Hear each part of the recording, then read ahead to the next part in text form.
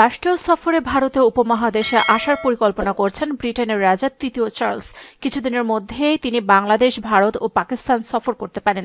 ঠিক কবে নাগাদ ব্রিটিশ রাজা ও রানীর এ সফর শুরু হতে পারে সে বিষয়ে সুনির্দিষ্ট কোনো তথ্য জানা যায়নি। ব্রিটিশ রাজা তৃতীয় চার্লস ও তার স্ত্রী রানী কনসোর্ট ক্যামিলা অদূর ভবিষ্যতে ভারতীয় উপমহাদেশ সফরের পরিকল্পনা করছেন। রাজা দ্বিতীয় চার্লস ক্যান্সার থেকে ধীরে ধীরে সেরে ওঠায় শিগগিরই এই সফর বের হতে পারেন। সংশ্লিষ্ট এক সূত্র বলছে, রাজা এবং রানীর জন্য এই ধরনের সফরের পরিকল্পনা করাটা অত্যন্ত উৎসাহব্যঞ্জক। ভারতীয় উপমহাদেশে তাদের একটি সফর শুরু করার কথা রয়েছে, যা বিশ্ব মঞ্চে ব্রিটেনের জন্য রাজনৈতিক ও সাংস্কৃতিক দিক থেকে ব্যাপক তাৎপর্যপূর্ণ হবে। এ সময় ব্রিটেনের জন্য রাজা এবং রানী জুৎসই রাষ্ট্রদূত। রাজ সফরের জন্য সম্ভাব্য আয়োজক দেশগুলোর সঙ্গে আলোচনা করতে ব্রিটেনের পররাষ্ট্র দফতরের কর্মকর্তাদের সবুজ সংকেত দেওয়া হয়েছে।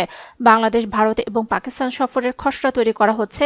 গত বছর ভারত সফর বাতিল করার পর রাজা ও রানীকে অভ্যর্থনা জানানোর জন্য আগ্রহ প্রকাশ করেছিলেন দেশটির প্রধানমন্ত্রী নরেন্দ্র মোদী। 2006 সালে ক্যামিলাকে সঙ্গে নিয়ে ওয়েলসের যুবরাজ হিসেবে এক সপ্তাহের জন্য পাকিস্তান সফর করেছিলেন চার্লস। সে সময় শুভাকাঙ্ক্ষীদের উদ্দেশ্যে তিনি বলেছিলেন, আপনাদের কাছে পৌঁছাতে আমার প্রায় 58 বছর লেগেছে, তবে এটা যে চেষ্টা করার অভাবে নয় তা আমি বলতে পারি।